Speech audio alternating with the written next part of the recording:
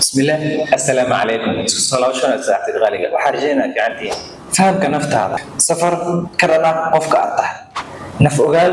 ينف برشة waxaan kugu soo dhaweynaa mowduuc aad u muhiim ah oo qof walba taabanaya kaas oo ah fahamka nafta ogaanshiyaha qofka aad tahay weligaa ma isweydiisay anigu yaan ah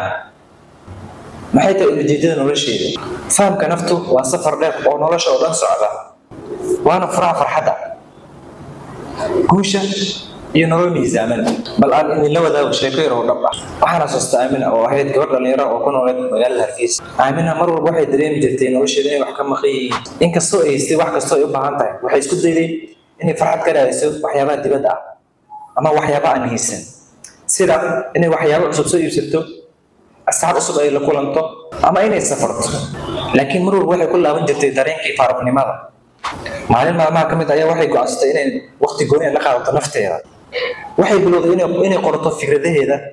dareemayaasheeda ama dareemaheeda iyo riyooyinkeeda sidoo kale waxay bilowday inay akhrido buugaag ku saabsan horumarinta nafta iyo diinta islaamka waxay baratay inay ogaato awoodaheeda iyo daciifnimadeeda waxay ku awood badan tahay iyo waxay ku daciifsan tahay inay fahamto qiyamka ay rumaysan tahay waxay qof ahaan u aaminsan tahay iyo inay sidaba u maqasho codadka qalbigeeda waxay xasuustay maamadii Soomaaliyeed ee oran jirtay inta aad naftaada garato ay noloshaada toostaa maanta Aamina waa macluumaad iyo qoraal dhiirigeliya dadka kale waxay heshay nabad iyo farxad dhab ah markii ay si qoto dheer u bartay una fahamtay nafteeda waa tusaale dhab ah kaasoo muujinaya in farxadda dhabta ah ay ka imaado gudaha ee aan laga raadin dibadda qodobada muhiimka ah ee fahamka naftaada maxaa ka dhigay qofka inuu naftiisa fahmo waa hab soconaya kaasoo u baahan dadaal iyo fikir joogto ah waa kuwan qaar ka mid ah qodobada muhiim qodobka koowaad is-aqoonsiga self awareness tani waa awoodda aad ku garan karto dareenkaaga fikradahaaga iyo dabeecadahaaga sidee ayaad ugu falcelisaa markay wax kugu dhacaan maxaa kaa farxiya maxaa kaa hanaajiya maxaa dhiiranaan ku siiya daraasaad ay samaysay jaamacadda ummadda Soomaaliyeed 2023 boqolkiiba 55 ardayda Soomaaliyeed ayaa sheega inaysan si buuxda u aqoonin dareenkooda iyo wax ay rabaan taas oo muujinaysa baahida loo qabo is-aqoonsiga qodobka labaad qiimeynta qiyamkaaga your values maxay yihiin mabda'yada ku hagaya noloshaada ma rumaysan tahay daacadnimo cadaalad ama naxariis marka aad ogaato qiyamkaaga go'aan qaadashada way fududaanaysaa qodobka saddexaad aqoonsiga awoodahaaga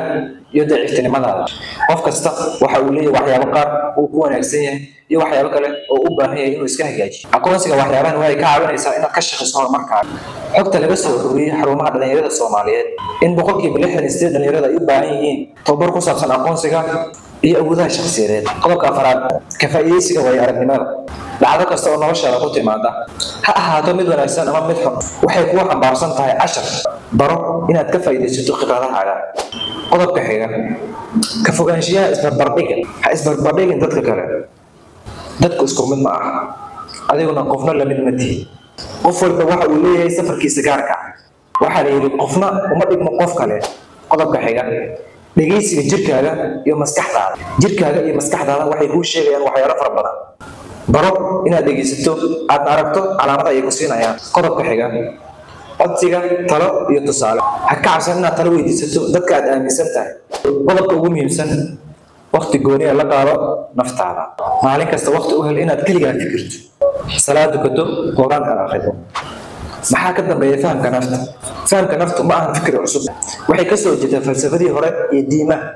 cilmi baarisyada casriga ah ee cilmi nafsiga psychology ayaa si qoto dheer uga hadlay muhiimadda is-aqoonsiga iyo saameynta uu qofku ku leeyahay saameynta ay ku leedahay caafimaadka shakhsiyadeed iyo saameynta ay ku leedahay caafimaadka maskaxda iyo guusha shakhsiyadeed diinta islaamku fahmidda naftu waxay udubdhaxaad u tahay aqoonsiga Allah sallallahu wasallam alayhi iyo xiriirka uu qofku la leeyahay abuuraha fahamka naftaada macnaheedu waa inaad ogaato qofka dhabta ah ee aad tahay ee aan ahayn qofka ay bulshada ku aragto waa inaad garataa yoolkaaga dhabta ah ee nolosha waa inaad ku kalsoonaataa go'aamadaada oo aad ku noolaataa nolol u dhiganta qiyamkaaga iyo waxaad aaminsan tahay waxaa la yidhi qof naftiisa yaqaan unbaa rabbigiisa yaqaan. Aragtida islaamka, fahamka naftu waa mid aasaasi u ah cibaadada dhabta ah. Waxay inaga caawinaysaa inaan ogaano inaan nahay makhluuq alle oo aan mas-uul ka nahay ficladeena iyo doorkeena nolosha. Aayadaha qur-aanka iyo faa'iidooyinka mawduuca: walaa takuunuu kaladiina nasu llaha faansaahum anfusahum ulaa'ika hum alfaasiquun. Ha noqonina kuwa ilaaway naftooda markaasna uu ilaahay ilaaway, kuwaas waa kuwa faasiqiinta ah. Aayadani waxay si dhab ah u muujinaysaa in iloobidda alle ay keenayso iloobidda nafta. Fahamka naftu wuxuu la xiriiraa xusuus alle: qad aflaxa man zakaaha qad khaaba man dasaaha. waxaa liibaana kuwii naftooda daahiriyey, waxaana ka saaray kuwii naftooda wasakheeyey. Aayadani waxay tusinaysaa muhiimadda daahirnimada nafta iyo horumarinteeda, akhlaaqda iyo dabeecadaha wanaagsan ee muslimiinta. Fahamka naftaada wuxuu si toos ah u kobcinayaa akhlaaqdaada iyo dabeecadahaaga. Marka aad garato dareenkaaga, waxaad si fiican u xakameyn kartaa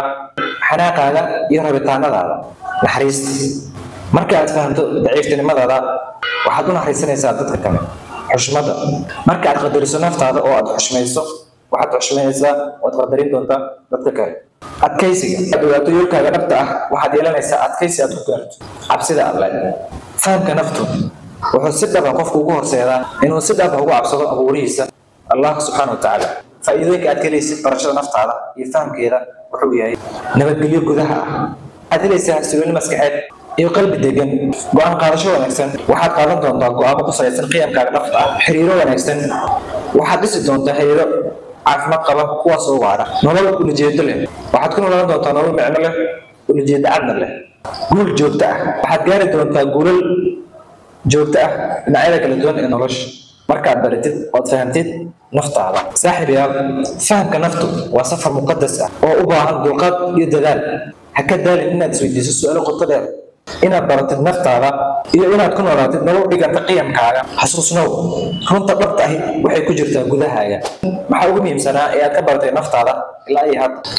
Aad iyo aad baad u mahadsantihiin. fahamka naftu iyo garashada qofka aad tahay waa isteeka koowaad ee guul walba. waxaan idin rajaynayaa guulal fara badan insha Allah. aad baad u mahadsantihiin. waxaan ina balanaa fiidiyowga. Maca salaama.